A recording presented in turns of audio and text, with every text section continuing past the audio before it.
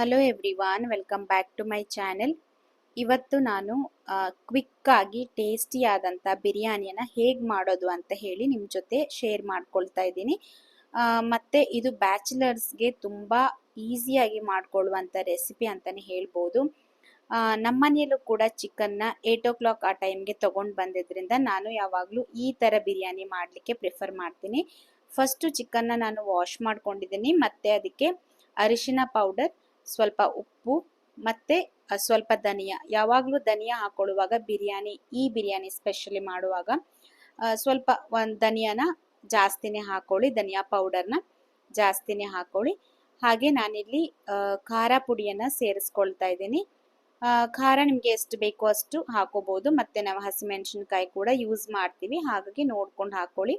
ಇವಾಗ ginger garlic paste 1 ಸ್ಪೂನನ್ನು ಹಾಕೊಂಡೆ, ಮತ್ತು ಸ್ವಲ್ಪ ಗರಂ ಮಸಾಲಾನ ಹಾಕೊಂಡಿದ್ದೀನಿ. ಚಿಕನ್ ಮಸಾಲ ಏನು ಬೇಕಾದರೂ ನೀವು ಯೂಸ್ ಮಾಡ್ಬೋದು. ಮತ್ತು ಇದಕ್ಕೆ ನಾನು ಗಟ್ಟಿಯಾದ ಮೊಸರನ್ನ ಸೇರಿಸ್ತಾ ಇದ್ದೀನಿ. ಮೊಸರು ಯಾವಾಗಲೂ ಗಟ್ಟಿಯಾಗಿದ್ದ ಮೊಸರನ್ನೇ ಸೇರಿಸಿ, ಯಾವುದೇ ಕಾರಣಕ್ಕೂ ತೆಳುವಾದಂಥ ಮಜ್ಜಿಗೆ ಥರ ಮೊಸರನ್ನ ಸೇರಿಸಬೇಡಿ. ಇಷ್ಟು ಇವಾಗ ನಾನು ಚಿಕನ್ಗೆ ಸೇರಿಸಿ ಚೆನ್ನಾಗಿ ಮಿಕ್ಸ್ ಮಾಡ್ತಾ ಇದ್ದೀನಿ. ಚಿಕನ್ನ ಯಾವಾಗಲೂ ಕೈಯಲ್ಲೇ ಮಿಕ್ಸ್ ಮಾಡಿದ್ರೇ ಅಲ್ವಾ ಅದಕ್ಕೆ ಮಸಾಲ ಎಲ್ಲ ಚೆನ್ನಾಗಿ ಹಿಡ್ಕೊಳ್ಳೋದು. ಸೊ ಹಾಗಾಗಿ ನಾನು ಕೂಡ ನೀಟಾಗಿ ಕೈಯಲ್ಲಿ ಮಸಾಲೆ ಎಲ್ಲ ಚಿಕನ್ ಪೀಸಸ್ಗೆ ಹಿಡಿಯೋ ಥರ ಮಿಕ್ಸ್ ಮಾಡ್ಕೊಳ್ತಾ ಇದ್ದೀನಿ. ಹಾಗೆ ಇದನ್ನ ಜಾಸ್ತಿ ಹೊತ್ತು ಮ್ಯಾರಿನೇಟ್ ಮಾಡೋದೇನು ಬೇಕಾಗಿಲ್ಲ. ನಾನು ಮುಂಚೆ ಹೇಳಿದ ಥರ ಇದು ಕ್ವಿಕ್ ಆಗಿ ಮಾಡುವಂಥ ಬಿರಿಯಾನಿ, ಹಾಗಾಗಿ ನಾನು ಬೇರೆ ಎಲ್ಲ ರೆಡಿ ಮಾಡ್ಕೊಳ್ಳೋದ್ರವರೆಗೂ, ಅಂದರೆ ಈರುಳ್ಳಿ ಎಲ್ಲ ಫ್ರೈ ಮಾಡ್ಕೊಳ್ತೀನಲ್ವಾ, ಸೊ ಆ ಟೈಮ್ವರೆಗೂ ನಾನು ಪಕ್ಕದಲ್ಲಿ ಚಿಕನ್ನ ಇಡ್ತಾ ಇದ್ದೀನಿ. ಇವಾಗ ನಾನು ಈ ಬಿರಿಯಾನಿನ ಕುಕ್ಕರಲ್ಲೇ ಮಾಡೋದ್ರಿಂದ, ಸೊ ಒಂದು ಕುಕ್ಕರ್ಗೆ 2 ಸ್ಪೂನ್ ಆಗುವಷ್ಟು ತುಪ್ಪನ ಸೇರಿಸ್ಕೊಂಡು ಇವಾಗ ಸ್ವಲ್ಪ ಎಣ್ಣೆನ ಹಾಕೊಳ್ತಾ ಇದ್ದೀನಿ. ಅದು ಬಿಸಿ ಆಗಲಿ, ಜಾಸ್ತಿ ಬಿಸಿ ಆಗೋದೇನು ಬೇಡ. ಇವಾಗ ನಾನು ಮಸಾಲೆ ಪದಾರ್ಥ ಏನಿದೆ, ಅಂದರೆ ಬಿರಿಯಾನಿಗೆ ಹಾಕೊಳ್ಳುವಂಥ ಚಕ್ಕೆ, ಲವಂಗ, ಪುಲಾವ್ ಎಲೆ, ಸ್ಟಾರ್ ಮೊಗ್ಗು, ಮತ್ತು ಏನೇನೆಲ್ಲ ಹಾಕೊಳ್ತಿರಲ್ಲ ನೀವು ಫ್ಲೇವರ್ಗೆ, ಸೊ ಅದನ್ನೆಲ್ಲ ನಾವಿವಾಗ ಹಾಕೊಳ್ಬೇಕು, ಮಸಾಲೆ ಐಟಮ್ಸು. ಇವಾಗ ನಾನು ಅದು ಜಸ್ಟ್ ತಿರುಗಿಸ್ಬಿಟ್ಟು 2 ಈರುಳ್ಳಿನ ಕಟ್ ಮಾಡಿಕೊಂಡೆ, ಹಾಗೆ ಒಂದು 4 ಹಸಿಮೆಣಸಿನ್ಕಾಯಿ. ಈ ಹಸಿಮೆಣಸಿನ್ಕಾಯಿ ಅಷ್ಟು ಖಾರ ಇಲ್ಲ, ಸೊ ನೀವು ಚಿಲ್ಲಿ ಪೌಡ್ರನ್ನು ಕೂಡ ನಾವು ಚಿಕನ್ಗೆ ಸೇರಿಸಿದ್ದೀವಿ, ಸೊ ಖಾರನ ನೋಡ್ಕೊಂಡು ಹಾಕೊಳ್ಬೇಕು.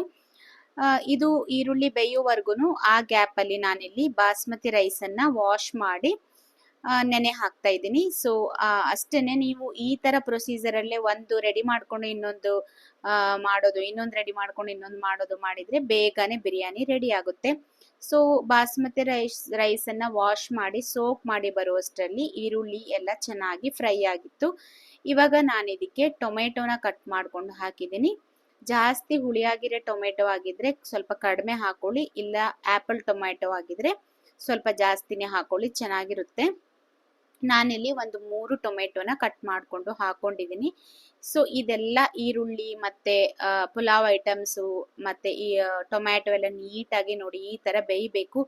ಬೆಂದ ಮೇಲೆ ಇವಾಗ ನೆಕ್ಸ್ಟ್ ನೀವು ಚಿಕನ್ ಏನು ನಾವು ಮಿಕ್ಸ್ ಮಾಡಿ ಇಟ್ಕೊಂಡಿದ್ವಿ, ಸೊ ಅದನ್ನೆಲ್ಲ ಇದಕ್ಕೆ ಹಾಕಿ, ನಾನಿವಾಗ ಇಲ್ಲಿ ಚಿಕನ್ ಪೀಸಸ್ ಮಾತ್ರನೇ ಹಾಕಿದ್ದೀನಿ. ನೀವು ನೋಡಿರ್ಬೋದು, ಇದು ಕೂಡ ಇತ್ತು, ಏನಂತಾರೆ ಲಿವರ್ ಪೀಸಸ್ ಎಲ್ಲ ಇತ್ತು, ಅದನ್ನು ನಾನು ಫ್ರೈ ಮಾಡಲಿಕ್ಕೆ ಅಂತ ಇಟ್ಟಿದ್ದೀನಿ ಸಪರೇಟಾಗಿ. ಇದನ್ನ ಇವಾಗ ಮಿಕ್ಸ್ ಮಾಡಿ ಒಂದು ಮೀಡಿಯಂ ಫ್ಲೇಮಲ್ಲಿ ಬೇಯಲಿಕ್ಕೆ ಬಿಡಿ. ಇವಾಗಲೇ ಕುಕ್ಕರ ಮುಚ್ಚಳ ಎಲ್ಲ ಹಾಕಬಾರ್ದು. ಸೊ ನಾವು ಚೆನ್ನಾಗಿ ಅದನ್ನ ಬೇಯಲಿಕ್ಕೆ ಬಿಡಬೇಕು, ಅಂದರೆ ಚಿಕನ್ದು ನೀರೇನಿದೆ ಅದೆಲ್ಲ ಈ ಥರ ನೋಡಿ ಬಿಡ್ತಾ ಇರಬೇಕು. ಸೊ ಅಲ್ಲಿವರೆಗೂ ನಾವು ಇದನ್ನು ಸ್ವಲ್ಪ ಬೇಯಿಸ್ಕೋಬೇಕು, ಒಂದು 5 ಮಿನಿಟ್ಸು, ಇಲ್ಲಾಂದರೆ ಒಂದು 5 ಮಿನಿಟ್ಸ್ ಇಟ್ಟರೆ ಸಾಕಾಗುತ್ತೆ, ಜಾಸ್ತಿ ಏನಿಲ್ಲ. ನೋಡಿ ಇವಾಗ ಇದು ನೀರೆಲ್ಲ ಬಿಟ್ಟಿದೆ. ಇವಾಗ ನಾನು ಇದಕ್ಕೆ 1 ಕಪ್ ಆಗುವಷ್ಟು ನೀರನ್ನು ಸೇರಿಸ್ಕೊಳ್ತಾ ಇದ್ದೀನಿ ಅಷ್ಟೇ.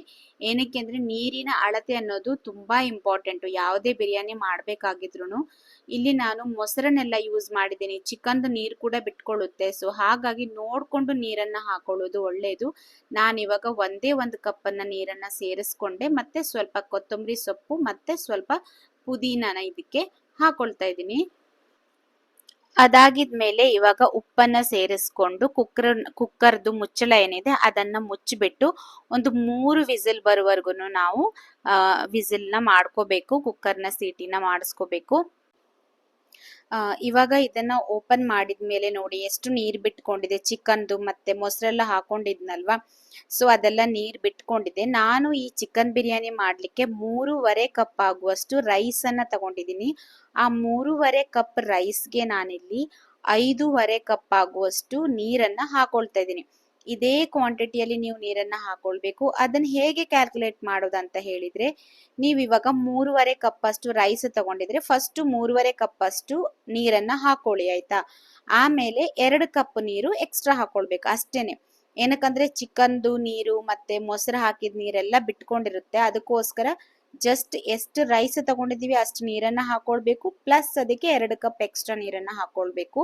ಫಾರ್ ಎಕ್ಸಾಂಪಲ್, ನೀವು 2 ಕಪ್ ರೈಸ್ ಅನ್ನ ಹಾಕೊಂಡು ಮಾಡ್ತಾ ಇದ್ರೆ ಅದಕ್ಕೆ 2 ಕಪ್ ನೀರನ್ನ ಹಾಕೊಂಡು ಮತ್ತೆ ಪ್ಲಸ್ 2 ಕಪ್ಸ್ ನೀರನ್ನ ಹಾಕೊಳ್ಬೇಕು. ಅರ್ಥ ಆಯ್ತಾ? ಸೊ ಇವಾಗಲೇ ನಿಮ್ಗೆ ರೈಸ್ ಉದುರಾಗಿ ನೀಟಾಗಿ ಬರುತ್ತೆ.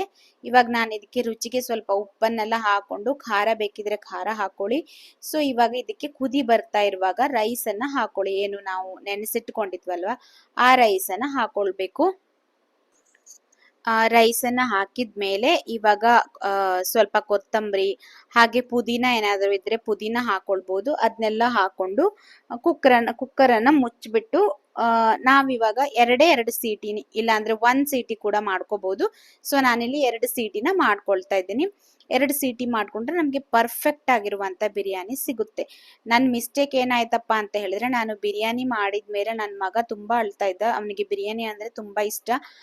ಅವನು ಲೇಟ್ ಆಯ್ತು ನನ್ಗೆ ಊಟ ಬೇಕಂತ ಹೇಳ್ತಾ ಇದ್ದ. ಸೊ ಹಾಗಾಗಿ ನಾನು ಗಡಿಬಿಡಿಯಲ್ಲಿ ಬಿರಿಯಾನಿ ಓಪನ್ ಮಾಡಿದ್ಮೇಲೆ ಫೋಟೋ ತಗೊಳ್ಳದೆ ಮರ್ತ್ ಹೋಯ್ತು. ಬಟ್ ತುಂಬಾ ಚೆನ್ನಾಗಿ ಬಂದಿತ್ತು. ಹಾಗೆ ಇದು ನೆಕ್ಸ್ಟ್ ಡೇ ಮಾರ್ನಿಂಗ್ ನಾನು ಎದ್ದಿದ್ಮೇಲೆ ಇವಾಗ ಟಿಫನ್ ಎಲ್ಲ ಆಯ್ತು, ಸ್ನಾನ ಆಯ್ತು, ಅಡುಗೆ ಕೂಡ ಮಾಡಿದ್ದಾಯ್ತು. ಏನಕ್ಕೆ ಅಂದ್ರೆ ರೈಸ್ ಒಂದ್ ಮಾಡ್ಲಿಲ್ಲ, ಟೊಮೆಟೊ ದಾಲ್ ಮಾಡಿದೀನಿ. ಹಾಗೆ ಏನಂತಾರೆ ಹಾಗಲಕಾಯಿ ಪಲ್ಯ ಮಾಡಿದೆ. ಸೊ ಇವಾಗ ಟೀ ಮಾಡ್ಕೊಡ್ತಾ ಇದ್ದೀನಿ. ನಮ್ಮ ಅತ್ತೆ ಮಾವಗೆ ಟೀ ಮಾಡ್ಕೊಡ್ಬಿಡ್ತಾ ಇದ್ದೀನಿ. ಒಂದು 11 o'clock ಏನೋ ಆಯ್ತು ಅನ್ಸುತ್ತೆ. ಇಲ್ಲಿ ನಮ್ಗೆ ಇವಾಗ ಸಮ್ಮರ್ ವೆಕೇಶನ್ ಇರೋದ್ರಿಂದ ಸೊ ತುಂಬಾ ಬಿಸಿಲಿದೆ. ಮನೆಯಲ್ಲಂತೂ ಮನೆ ಒಳಗಡೆನೆ ಡೈರೆಕ್ಟ್ ಆಗಿ ಬಿಸಿಲು ಬಂದ್ಬಿಡುತ್ತೆ. ನಮ್ಗೆ ವಿಂಟರ್ ಅಲ್ಲಿ ತುಂಬಾ ಚೆನ್ನಾಗ್ ಅನ್ಸ್ತಿತ್ತು ಇಲ್ಲಿ ಈ ಮನೆಯಲ್ಲಿ. ಅಂದ್ರೆ ಬಿಸಿಲು ನಮ್ಗೆ ಚೆನ್ನಾಗಿ ಬರ್ತಾ ಇತ್ತು. ಸೊ ಚಳಿಯಲ್ಲಿ ನಮ್ಗೆ ಆ ಬಿಸಿಲನ್ನ ತುಂಬಾ ಎಂಜಾಯ್ ಮಾಡ್ತಾ ಇದ್ವಿ. ಬಟ್ ಇವಾಗ ಏನಾಗ್ತಿದೆ ಅಂತ ಹೇಳಿದ್ರೆ, ಬೇಸಿಗೆಯಲ್ಲಿ ತುಂಬಾ ಒಂದು 8 o'clockಗೆನೆ ಬಿಸಿಲು ಒಳಗಡೆ ಬಂದ್ಬಿಡುತ್ತೆ. ಆಮೇಲೆ ತುಂಬಾನೇ ಸೆಕೆ, ಹಾಗೆ ಹಾಲಲ್ಲಿ ಕುತ್ಕೊಳ್ಳಿಕ್ಕೆ ಆಗಲ್ಲ. ಸೊ ಹಾಗಾಗಿ ತುಂಬಾನೇ ಕಷ್ಟ ಆಗ್ತಿದೆ. 2 days ಮಳೆ ಬಂದಿತ್ತು. ಬಟ್ ಇವತ್ತು ಮತ್ತೆ ಆ ತರನೇ ಬಿಸಿಲು ನೋಡ್ತಾ ಇರ್ಬೋದು ನೀವು ಎಷ್ಟು ಬಿಸಿಲಿದೆ. ಅದು ನೀವು 49 ಆ ತರ ಎಲ್ಲ ಹೋಗಿತ್ತು. ಬಿಸಿ ಬಿಸಿ ಗಾಳಿ ನಮ್ಗೆ ಫೇಸ್ಗೆ ಹೊಡಿತಾ ಇತ್ತು. ಅಷ್ಟು ಬಿಸಿಲಿದೆ ಇಲ್ಲಿ.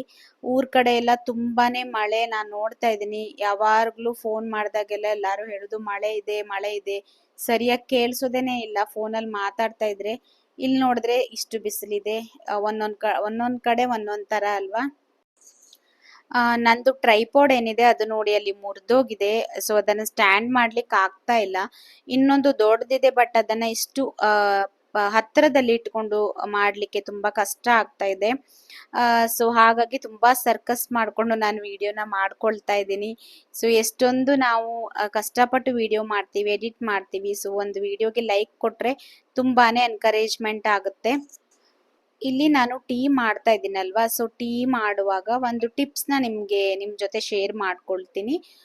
ಟೀ ಮಾಡುವಾಗ ಯಾವಾಗ್ಲೂ ಟೀ ಪುಡಿ ಹಾಕಿದ್ಮೇಲೆ ಅದು ಚೆನ್ನಾಗಿ ಬಾಯ್ಲ್ ಆಗಿದ್ಮೇಲೆ ಲಾಸ್ಟ್ ಅಲ್ಲಿ ನಾವಿನ್ನೇನು ಟೀನ ಸರ್ವ್ ಮಾಡ್ತೀವಿ ಅನ್ನೋವಾಗ್ಲೇನೆ ಸಕ್ಕರೆನ ಹಾಕೋಬೇಕು. ಒಂದೊಂದ್ಸಲ ಏನ್ ಮಾಡ್ತಾರೆ, ಒಬ್ರೊಬ್ರು ಸಕ್ಕರೆ ಟೀ ಪುಡಿ ಎಲ್ಲ ಒಟ್ಟಿಗೆ ಹಾಕ್ಬಿಟ್ಟು ಟೀ ಮಾಡ್ತಾರೆ. ಸೊ ಅದರಿಂದ ಟೀ ಪುಡಿದು ಅದರದ್ದು ಏನಿದೆ ಅದು ಬಿಟ್ಕೊಳ್ಳಲ್ಲ, ಅದು ಫ್ಲೇವರು ಏನಂತಾರೆ ಅದು ಬಿಟ್ಕೊಳ್ಳಲ್ಲ. ಸೊ ಹಾಗಾಗಿ ಟೀ ಪುಡಿ ಚೆನ್ನಾಗಿ ಬಾಯ್ಲ್ ಆಗಿದ್ಮೇಲೆನೆ ನಾವು ಸಕ್ಕರೆನ ಹಾಕೊಳ್ಬೇಕು. ಬೆಳಿಗ್ಗೆ ನಾನು ಹಾಲಿನ ಕೆನೆನ ತೆಗ್ದಿರ್ಲಿಲ್ಲ. ಸೊ ಅದು ಮತ್ತೆ ಆತರ ನೋಡಿ ಎಷ್ಟು ಬಂದಿದೆ ಅಂತ ಹೇಳಿ.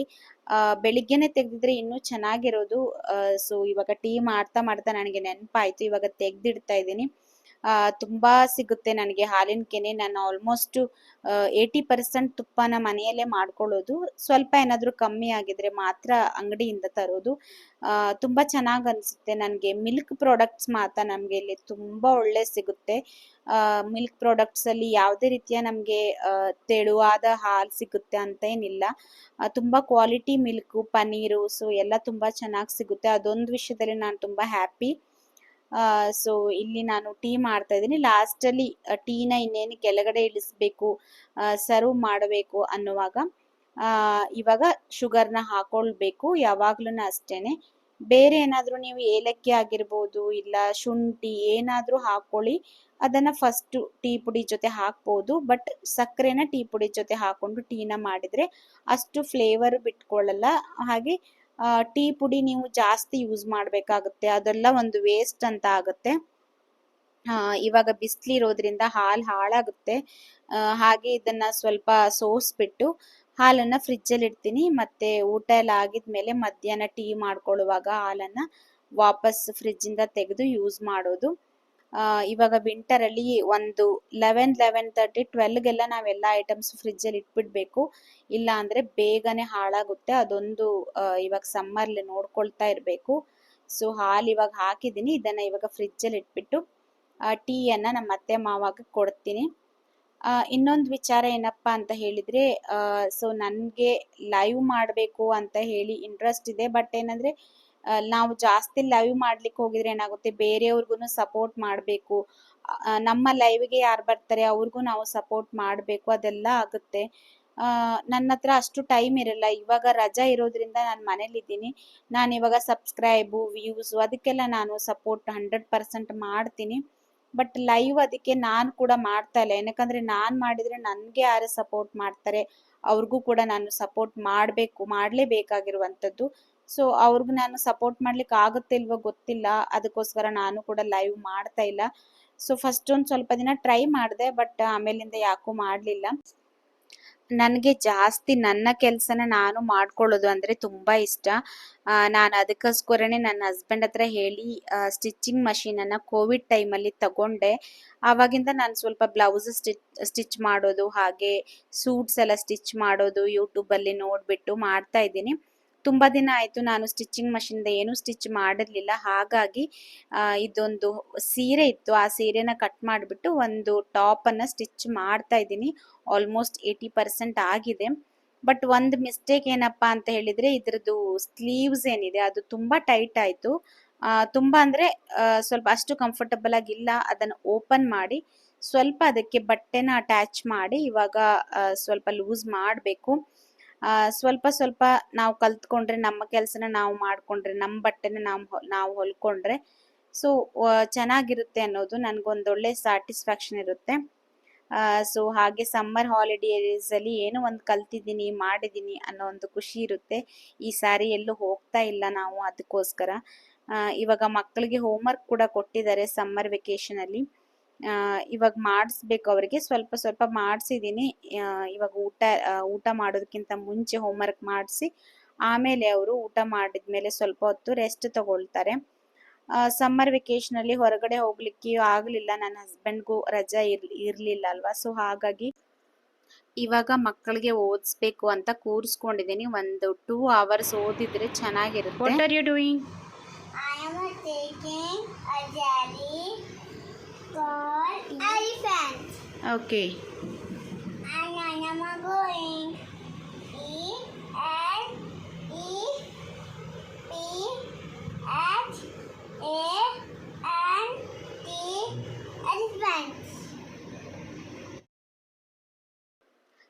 ಇದೊಂದು ಹಾಲಿಡೇ ಬುಕ್ ಇದೆ. ಸೊ ಇದರಲ್ಲಿರೋ ಕ್ವೆಶನ್ಸ್ ಎಲ್ಲ ಅವರು ಫ್ಯಾಮಿಲಿ ಮೆಂಬರ್ಸ್ಗೆ ಕೇಳಬೇಕು. ಸೊ ಹಾಗಾಗಿ ನಿನ್ನ ಅಣ್ಣನಿಗೆ ಕೇಳು ಅಂತ ನಾನು ಇವನಿಗೆ ಹೇಳಿದೆ. ಕೇಳ್ತಾ ಇದ್ದಾನೆ ಇವಾಗ. What is your favorite color?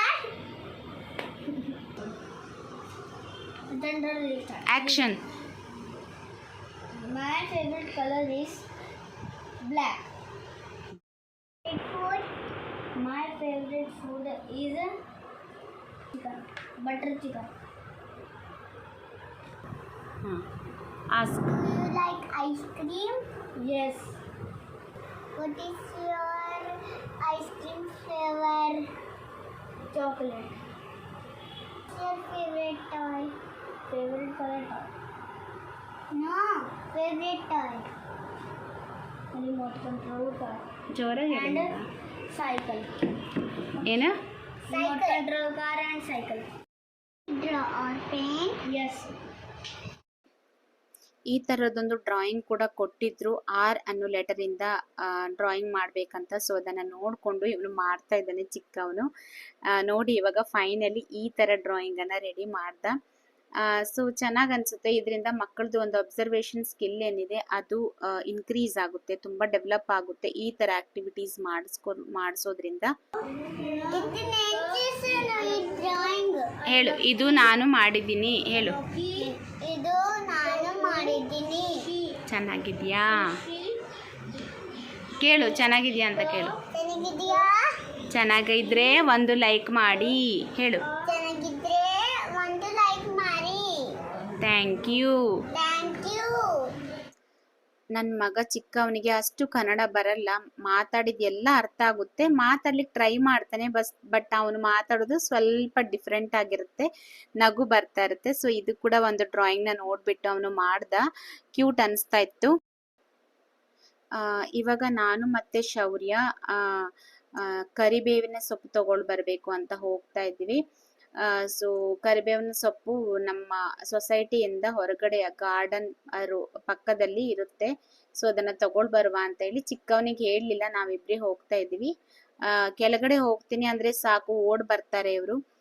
So ಹಾಗಾಗಿ ಇಬ್ಬರನ್ನು ಕರ್ಕೊಂಡು ಹೋದರೆ ಮತ್ತೆ ಸುಮ್ಮನೆ ಓಡಾಡ್ತಾ ಇರ್ತಾರೆ ರೋಡಲ್ಲಿ ಅಂತ ಹೇಳಿ. ಬಿಸಿಲು ಕೂಡ ತುಂಬ ಇದೆ ಅಲ್ವಾ, ಸೊ ಹಾಗಾಗಿ ನಾನು ಹೇಳಲಿಲ್ಲ ಚಿಕ್ಕವನಿಗೆ. ಇವಾಗ ನಾವಿಬ್ಬರೇ ಹೋಗಿ ಕರಿಬೇವನ್ನ ತಗೊಂಡು ಬರ್ತಾ ಇದ್ದೀವಿ. ಕರಿಬೇವು ನಮಗೆ ಒಂದೊಂದ್ಸಲ ಸಿಗ್ತಾನೆ ಇರಲಿಲ್ಲ ಮುಂಚೆ ಎಲ್ಲ. ಶಾಪಲ್ಲಂತೂ ಎಲ್ಲೂ ಸಿಗಲ್ಲ ಇಲ್ಲಿ. ನಾವೇ ಈ ಥರ ಸೈಡಲ್ಲಿ ಎಲ್ಲಾದರೂ ಗಿಡ ಇದ್ದರೆ ತಗೊಂಡು ಬಂದು ಯೂಸ್ ಮಾಡಬೇಕು. ಪಾಟಲ್ಲೆಲ್ಲ ಹಾಕೊಂಡ್ರೆ ಏನಾಗುತ್ತೆ ಅಂದರೆ ಅದನ್ನು ಬೆಳಿಲಿಕ್ಕೆ ಬಿಡಲ್ಲ ನಾವು. ಮನೆಯಲ್ಲೇ ಇದೆ ಅಲ್ವಾ ಅಂತ ಹೇಳಿ ದಿನಾಲೂ ಯೂಸ್ ಮಾಡಿ ಅದು ಪಾಪ ಸತ್ತೇ ಹೋಗ್ಬಿಡುತ್ತೆ. ಹಾಗಾಗಿ ನಾನು ಕರಿಬೇವಿನ ಗಿಡನೇ ಇಟ್ಕೊಂಡಿಲ್ಲ. ಇದಾಗಿತ್ತು ಇವತ್ತಿನ ಈ ವ್ಲಾಗ್. ಹೇಗೆ ಅನಿಸಿತು ಅಂತ ಹೇಳಿ ಕಮೆಂಟ್ ಮಾಡಿ, ಲೈಕ್ ಮಾಡಿ, ಸಪೋರ್ಟ್ ಮಾಡಿ. Thank you for watching.